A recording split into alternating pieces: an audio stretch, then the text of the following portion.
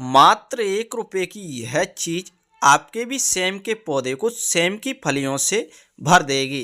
तो दोस्तों यह क्या चीज़ है और इसके साथ में क्या क्या यूज करना है और इससे होता क्या है, वह सारी चीज़ हम आपको फुल डिटेल के साथ बताएंगे। इसलिए आप वीडियो को बिना स्किप किए पूरा ज़रूर देखना। तो चलिए दोस्तों वीडियो को शुरू करते हैं और जानते हैं बारीक से एक एक चीज़ के बारे में, किस प्रकार से आपको इसे इस्तेमाल करना है। तो दोस्तों आप सामने देख सकते हैं हमारा जो सेम का पौधा है वह काफ़ी ढेर सारी सेम की फलियों से भरा हुआ है। और दोस्तों हम आपको आगे वीडियो में हार्वेस्ट भी करके दिखाएंगे कि हमारे इस सेम के पौधे पर कितनी ढेर सारी सेम की फली निकली हुई हैं।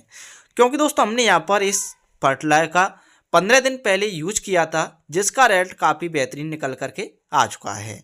तो दोस्तों इसलिए हम आपको इस फर्टिलाइजर को बनाने से लेकर के पौधे में डालने तक, यानी कि पौधे से हार्वेस्ट करने तक सारी डिटेल के साथ में बताएंगे किन किन चीज़ों का आपको ध्यान रखना है और किस प्रकार से आपको इस्तेमाल करना है।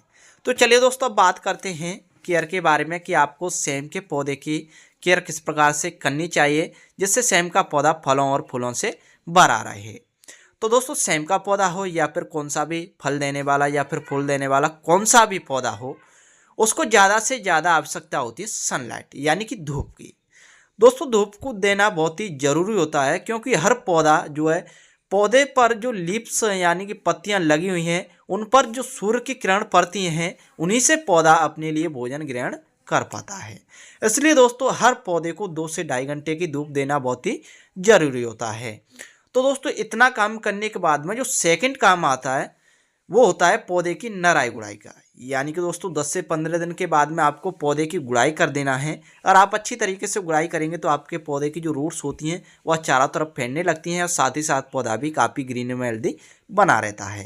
अगर आप पौधे की अच्छी तरीके से गुड़ाई नहीं करते हैं तो पौधे में जो बेकार में घास वगैरह निकल आता है और आपके पौधे में जो माइक्रो न्यूट्रंस यानी कि पौधे की जो सॉइल है उसमें जो माइक्रो न्यूट्रंस पाए जाते हैं वो बेकार में घास वगैरह निकल आया है वो पौधे में से ग्रहण कर लेगा, तो पौधे पर जो है फल आना बंद ही हो जाएंगे या फिर पौधे पर फल फूल झड़ने की समस्या हो जाएगी। इसलिए दोस्तों आपको पौधे की विशेष करके नराई गुड़ाई का ध्यान रखना है। और दोस्तों जो थर्ड पॉइंट है वो है पौधे में बहुत ही कम पानी डालना। यानी कि दोस्तों जैसे हमारे पौधे पर आप सामने देख सकते हैं फ्लावरिंग हो रही है, इस टाइम पर आपको पौधे में पानी बहुत ही कम डालना है। यानी कि पौधे की सॉइल में सिर्फ नमी बनाए रखनी है जिससे पौधा जीवित बना रहे और पौधे की जो अच्छी तरीके से फ्लावरिंग है वह झड़ने ना पाए।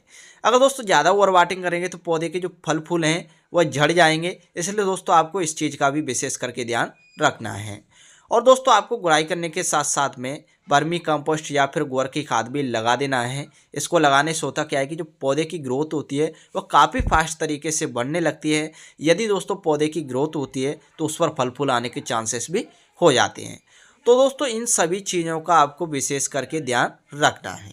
तो चलिए अब बात करते हैं फर्टिलाइजर के बारे में, आपको किस प्रकार से फर्टिलाइजर बनाना है और किस प्रकार से आपको पौधे में कौन कौन सी चीज़ों का इस्तेमाल करना है। तो चलिए दोस्तों बढ़ते हैं पौधे की रूट्सों की ओर और जानते हैं सभी चीज़ों के बारे में। तो दोस्तों उससे पहले हम सभी सेम के पौधे पर जो सेम की फली लगी हुई है उन्हें हार्वेस्ट कर लेते हैं। तो जैसा कि दोस्तों आप सामने देख सकते हैं हमने यहाँ पर काफ़ी ढेर सारी सेम की फलियों को हार्वेस्ट करके तैयार कर लिया है। यानी कि दोस्तों आप देख सकते हैं कितनी बेहतरीन आपको दिखाई दे रही होंगी अगर इसी प्रकार से। और आप देख सकते हैं सेम की जो फली हैं उनमें काफ़ी चमक भी बनी हुई है।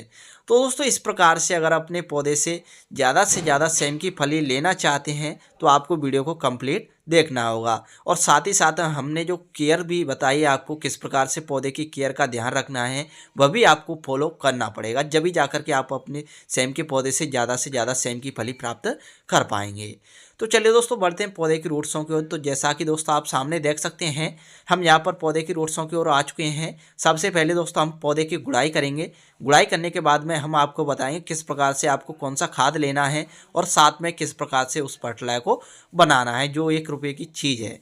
तो दोस्तों आप सामने देख सकते हैं हमने यहाँ पर इस पौधे की चारों तरफ से गुड़ाई करना शुरू कर दिया है। तो दोस्तों गुड़ाई भी विशेष करके ध्यान से करना है कि पौधे की रूट्स कटने ना पाए। अगर दोस्तों पौधे की रूट्स कट जाती हैं तो आप लोग भी जानते हैं कि पौधा सूख जाएगा।